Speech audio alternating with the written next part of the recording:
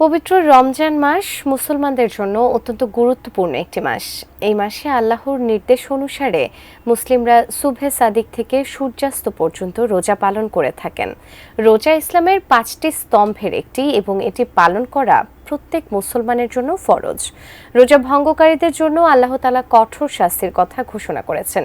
তবে ইতিহাসে দেখা যায় মহানবী সাল্লাল্লাহু আলাইহি ওয়াসাল্লাম 2টি গুরুত্বপূর্ণ যুদ্ধে রোজা ভেঙেছিলেন এবং সাহাবীদেরও তা করতে উৎসাহিত করেছিলেন। বিস্তারিত জানাচ্ছেন আরিফ হাসান।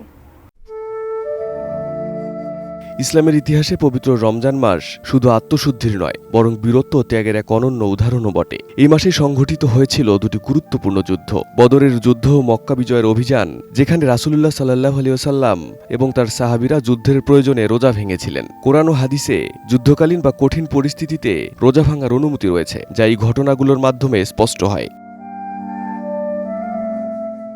ইসলামের প্রথম বিজয় এবং সবচেয়ে বড় যুদ্ধ বদরের যুদ্ধ। হিজরতের 2 বছর পর 624 খ্রিস্টাব্দের 17 রমজান বদরের প্রান্তরে মুসলিম ও কুরাইশ বাহিনীর মধ্যে প্রথম যুদ্ধ সংঘটিত হয়। কুরাইশদের 1000 বিশাল সৈন্যের বিপরীতে লড়েছিল মাত্র 313 জন সাহাবী। জুস রাখতে আমার পছন্দ স্টাইলিশ ও ফুড গ্রেড আরিফেল চপ। জুস রাখার জোশ চপ। মহানবী সাল্লাল্লাহু আলাইহি ওয়াসাল্লাম সাহাবীদের যুদ্ধ কৌশল শেখান এবং আল্লাহর সাহায্যের জন্য দোয়া করেন। যুদ্ধ শুরু হলে মুসলমানরা সাহসিকতার সঙ্গে প্রতিরোধ গড়ে তোলে। আল্লাহর সাহায্য এবং ফেরেশতাদের সহায়তায় মুসলিম বাহিনী শত্রুদের পরাজিত করে। যুদ্ধের কৌশলগত গুরুত্ব ও শারীরিক ক্লান্তির কথা বিবেচনা করে নবীজি সাল্লাল্লাহু আলাইহি ওয়াসাল্লাম এবং অনেক সাহাবী রোজা ভেঙেছিলেন। পবিত্র কোরআনের আল বাকারার 185 নম্বর আয়াতে আল্লাহ বলেন, আর তোমাদের মধ্যে কেউ যদি অসুস্থ হয় কিংবা সফরে থাকে, তবে সে অন্য দিনে রোজা পূরণ করবে। আল্লাহ তোমাদের জন্য সহজ করতে চান, কঠিন করতে চান না। এই আয়াতের ভিত্তিতে যুদ্ধ ও কঠিন পরিস্থিতিতে রোজা ভাঙার অনুমতি রয়েছে, যা বদরের যুদ্ধে বাস্তবায়িত হয়েছিল।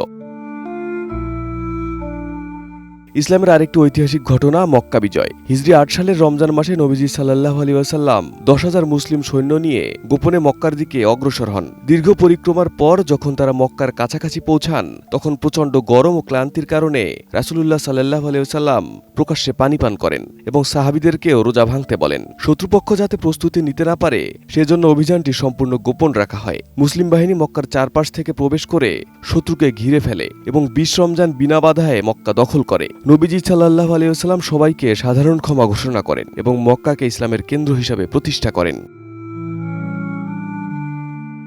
এই ঘটনার প্রমাণ পাওয়া যায় হাদিসে। ইমাম মুসলিমের 1120 নম্বর হাদিসের বর্ণনা এসেছে, রাসূলুল্লাহ সাল্লাল্লাহু আলাইহি ওয়াসাল্লাম রমজান মাসে একটি যুদ্ধাভিযানে ছিলেন। তিনি রোজা রেখেছিলেন এবং লোকেরাও রোজা রেখেছিল। যখন তিনি একটি স্থানে পৌঁছালেন, তখন তাকে বলা হলো যে রোজার কারণে লোকেরা দুর্বল হয়ে পড়েছে। তখন তিনি পানি চাইলেন, প্রকাশ্যে পানি পান করলেন এবং সাহাবীদেরকেও রোজা ভাঙতে বললেন।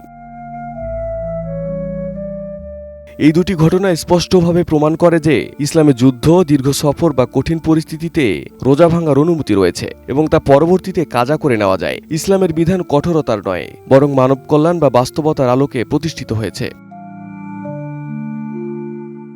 Arif Hasan, ATN news.